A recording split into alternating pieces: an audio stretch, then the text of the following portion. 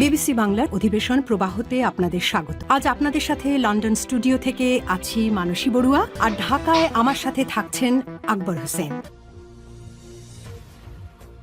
বাংলাদেশের সর্বশেষ গুরুত্বপূর্ণ আপডেট সংবাদে আপনাকে স্বাগত। শুরুতেই সংবাদ শিরোনাম, পরে বিস্তারিত। প্রথমেই জানাবো আমাদের হাতে থাকা সর্বশেষ গুরুত্বপূর্ণ সবথেকে তাজা আপডেট সংবাদ। গভীর রাতে জুলাই স্মৃতিস্তম্ভে আগুন দিল দুর্বৃত্তরা। মানিকগঞ্জের সেউতা মান্ডা চৌরাস্তায় অবস্থিত জুলাই স্মৃতিস্তম্ভে আগুন দিয়েছে দুর্বৃত্তরা। দিবাগত রাত প্রায় ৩টার দিকে স্মৃতিস্তম্ভের সামনে টায়ারে আগুন ধরিয়ে দেয় দুর্বৃত্তরা। এতে স্মৃতিস্তম্ভের কিছু অংশ পুড়ে কালো হয়ে গেছে। খবর পেয়ে ঘটনাস্থল পরিদর্শন করেছে পুলিশের সদস্যরা। এ ব্যাপারে বৈষম্য বিরোধী ছাত্র আন্দোলন মানিকগঞ্জ জেলা শাখার সদস্য সচিব নাহিদ মনির বলেছেন, মানিকগঞ্জ ৩৬ জুলাই স্মৃতিস্তম্ভে আগুন দিয়েছে আওয়ামী লীগের দুর্বৃত্তরা।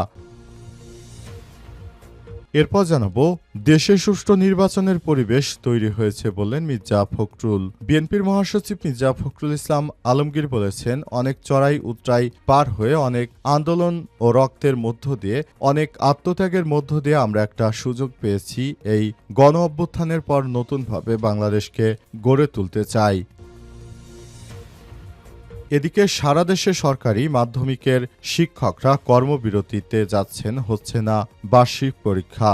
দেশের সরকারি মাধ্যমিক বিদ্যালয়গুলোর শিক্ষকেরা ৪ দফা দাবিতে লাগাতার কর্মসূচি শুরু করেছে। তারা কর্মবিরতি দিয়ে ১ ডিসেম্বর থেকে তারা ক্লাস পরীক্ষা বর্জনের সিদ্ধান্ত নিয়েছে। এতে শিক্ষার্থীদের বার্ষিক পরীক্ষা হবে না। জানাবো জাতীয় নির্বাচনের আগে গণভোটের তারিখ পরিবর্তন করতে হবে বললেন মিয়া গোলাম পরোয়ার। জাতীয় নির্বাচনের আগে গণভোট আয়োজনের দাবি জানিয়েছেন বাংলাদেশ জামাত ইসলামের সেক্রেটারি জেনারেল অধ্যাপক মিয়া গোলাম পরোয়ার। আজ রাজশাহী মাদ্রাসা ময়দানে ৮ দলীয় বিভাগীয় সমাবেশে তিনি এসব কথা বলেছেন। গোলাম পরোয়ার বলেন, একই দিনে জাতীয় নির্বাচন ও গণভোট অনুষ্ঠিত হলে ভোটারদের মধ্যে বিভ্রান্তিকর পরিস্থিতি তৈরি হতে পারে। এবং সর্বশেষ জানাবো তারেক রহমান দেশে আসতে চাইলে একদিনে ট্রাভেল পাস দেওয়া সম্ভব বললেন পররাষ্ট্র উপদেষ্টা।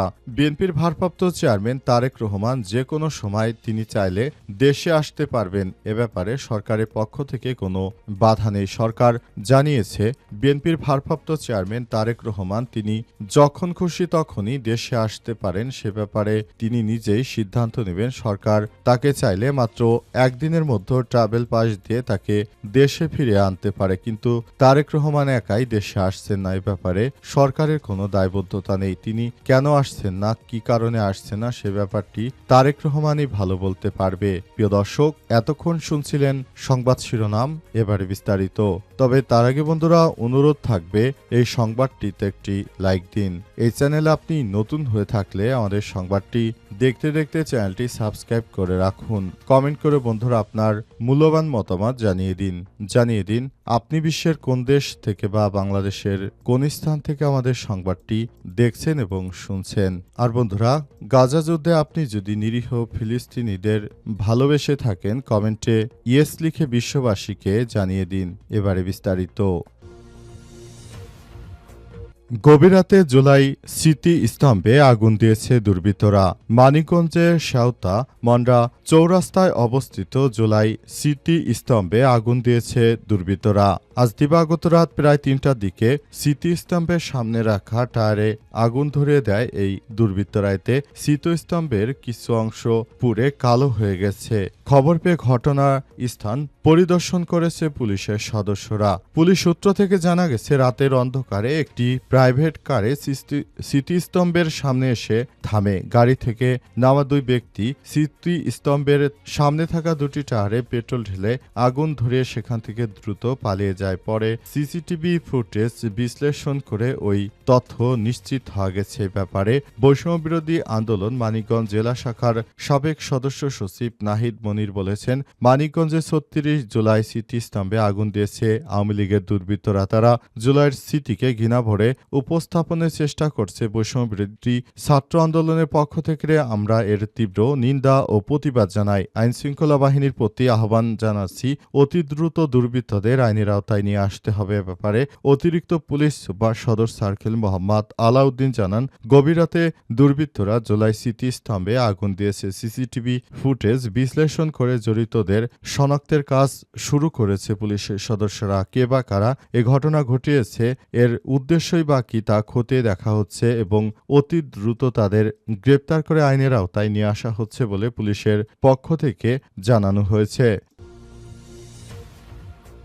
দেশে সুষ্ঠু নির্বাচনের পরিবেশ তৈরি হয়েছে বললেন মির্জা ফখরুল ইসলাম।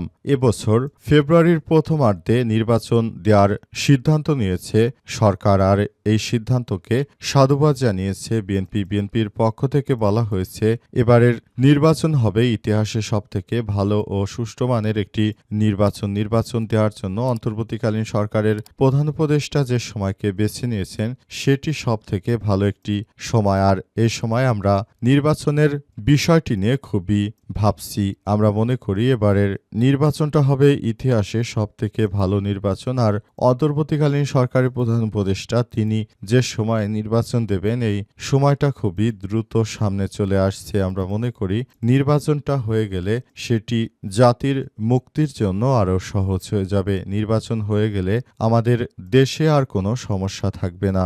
দেশের প্রতিটি জায়গায় আমরা সবকিছু ঠিকঠাক করতে পারব বলে মনে করেন বিএনপির মহাসচিব মির্জা ফখরুল ইসলাম। আজ রাজধানীতে এক আলোচনা সভায় সব কথা জানিয়েছেন মির্জা ফখরুল আরও বলেছেন, বাংলাদেশটাকে সাজিয়ে নতুন বাংলাদেশ, টেক ব্যাক বাংলাদেশে নিয়ে যেতে হলে আমাদের নেতার তারেক রহমানের যে ৩১ দফা ঘোষণা দিয়েছেন সেটি বাস্তবায়নে সবাইকে নিয়ে কাজ করতে হবে। তারেক রহমানের ঘোষিত ৩১ দফার জন্য আমরা দেশটাকে আরও সুন্দরভাবে সাজিয়ে গুছিয়ে সামনের দিকে এগিয়ে নিয়ে যেতে চাই। সেজন্য আমাদের সবাইকে কাজ করতে হবে। আমরা মনে করি আমাদের দেশটাকে সেভাবে সুন্দরভাবে গড়ে তুলতে হবে এবং দেশের প্রতিটি মানুষকে সেজন্য কাজ করতে হবে। সারা দেশে সরকারি মাধ্যমিকের শিক্ষকরা কর্মবিরতিতে হচ্ছে না বার্ষিক পরীক্ষা। দেশের সরকারি মাধ্যমিক বিদ্যালয়গুলোর শিক্ষকরা সোমবার ১ ডিসেম্বর থেকে ৪ দফা দাবিতে লাগাতার কর্মবিরতি শুরু করেছে। এর ফলে ঢাকাসহ দেশের বিভিন্ন সরকারি মাধ্যমিক বিদ্যালয়ে বার্ষিক পরীক্ষা হচ্ছে না বলে খবর পাওয়া যাচ্ছে। আজ সরকারি মাধ্যমিক শিক্ষক সমিতির এক সংবাদ বিজ্ঞপ্তিতেই কর্মসূচি ঘোষণা করা হয়েছে। নিচে দেশের বিভিন্ন জেলায় চলমান শিক্ষকদের কর্মসূচি তুলে ধরা হলো। মাধ্যমিক শিক্ষকদের ৪টি দাবি হলো: ১. সরকারি শিক্ষকদের পদকে বিসিএস বা সাধারণ শিক্ষা ও ক্যাডারভুক্ত করে মাধ্যমিকের শিক্ষা অধিদপ্তরে গেজেট প্রকাশ করতে হবে। ২. বিদ্যালয় পরিদর্শন শাখায় কর্মরত শিক্ষকদের বিভিন্ন শূন্য পদে নিয়োগ দিতে হবে। পদোন্নতি ও পদায়ন দ্রুত কার্যকর করতে হবে। ৩. সুপ্রিম কোর্টের রায়ের আলোকে বকেয়া টাইম স্কেল ও সিলেকশন গ্রেডের মঞ্জুরি আদেশ দিতে হবে। ৪. ২০১৫ সালের মতো সরকারি শিক্ষকদের ২ থেকে ৩টি ইনক্রিমেন্ট সহ অগ্রিম বর্ধিত বেতন সুবিধা বহাল রেখে গেজেট প্রকাশ করতে হবে। তাদের এই গেজেট প্রকাশ না করলে তারা নাকি আর ক্লাসে ফিরবে না, পরীক্ষাও নেবে না। এই ধরনের মামু বাড়ির আবদার কিন্তু সরকার মেনে নিচ্ছে না, তাই তারা আন্দোলনে এখনো সংযুক্ত রয়েছে। তারা এভাবে আন্দোলন সংগ্রাম করে দেশের ভাবমূর্তি এবং শিক্ষাকে আরও ধ্বংসের দিকে নিয়ে যাচ্ছে। এমনিতেই বিগত সরকারের সময় দেশের মধ্যে ডিম ভাজা, ডাল ভাজা, পিঠা বানানো ইত্যাদি করে পড়াশোনার যে ক্ষতি হয়েছে সেটি পুষিয়ে তোলার জন্য আসলে আমাদের দেশের এই শিক্ষকরা সবথেকে বড় সন্ত্রাসী। তারা যেভাবে খুশি নিজেদের বেতন বৃদ্ধি করার লক্ষ্যে প্রতিনিয়ত কাজ করছে সরকারকে বেকায়দায় ফেলতে। এমনিতে সরকারের এবছর সরকারের ঋণের তালিকা ২৫% বৃদ্ধি পেয়েছে। এই ঘটনা থেকে পরিলক্ষিত হচ্ছে সরকার এমনিতেই দেশ চালাতে হিমশিম খাচ্ছে, আবার এর ভিতরে যদি এদের সবারই বেতন বৃদ্ধি করতে হয় তাহলে সরকার চালানোই দুরূহ পরিস্থিতি হয়ে পড়বে।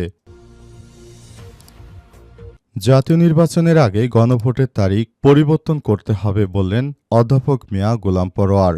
বাংলাদেশ জামাত ইসলামের সেক্রেটারি জেনারেল অধ্যাপক মিয়া গোলাম পরোয়ার বলেছেন, একই দিনে গণভোট এবং জাতীয় সংসদ নির্বাচনের জন্য ভোট গ্রহণ এটি বাংলাদেশের ইতিহাসে কখনো হয়নি। আর এইভাবে যদি একই দিন এই দুইটি ভোট হয় তাহলে দেশের জনগণ আসলে একদিনে এতগুলো ভোট দিতে পারবে না। সুতরাং এই ভোট দেওয়ার জন্য অবশ্যই সবাইকে আগে থাকতে সুযোগ দিতে হবে, অর্থাৎ এই মাসের মধ্যেই সরকারকে গণভোটের আলাদা একটি তারিখ নির্ধারণ করতে হবে। তা না হলে জামাত ইসলামের আন্দোলনের তীব্রতা আরও বাড়বে। সরকারকে প্রথম থেকে বাংলাদেশ জামাত ইসলামের পক্ষ থেকে প্রস্তাব দেওয়া হয়েছিল সরকার যেন দ্রুততম সময়ের মধ্যে গণভোটের জন্য নভেম্বরের 15 তারিখের মধ্যে সিদ্ধান্ত নেয়, কিন্তু সরকারের পক্ষ থেকে জানানো হয়েছে গণভোট এবং জাতীয় সংসদ নির্বাচনের ভোট গ্রহণ একই দিনে অনুষ্ঠিত হবে। এ ব্যাপারে বিএনপি সেটা স্বাগত জানালেও কিন্তু জামাত ইসলাম সহ সমমনা অন্যান্য ইসলামিক দলগুলো সরকারকেই স্পষ্টভাবে বার্তা দিচ্ছে যে একই দিনে দুটি ভোট দেওয়ার বাংলাদেশের সাধারণ মানুষ কখনো এর আগে করেনি। সুতরাং এই বিষয়টি আরও ভাবতে হবে, যাতে করে সরকার এই বিষয়টি নিয়ে ভাবে সেটি করতে হবে। অন্তর্বর্তীকালীন সরকারের প্রধান উপদেষ্টা প্রফেসর ডক্টর মোহাম্মদ ইউনূসের সরকার যেন গণভোটের তারিখটি আরও আগে নির্ধারণ করেন, সেজন্য জামাত ইসলামের পক্ষ থেকে সরকারকে আহ্বান জানানো হয়েছে। এখন সরকার যদি এ বিষয়ে সিদ্ধান্ত নেয় সেটি কবে নিবে বা নির্বাচনের আগে হবে কিনা সে বিষয়টি এখন দেখার বিষয়।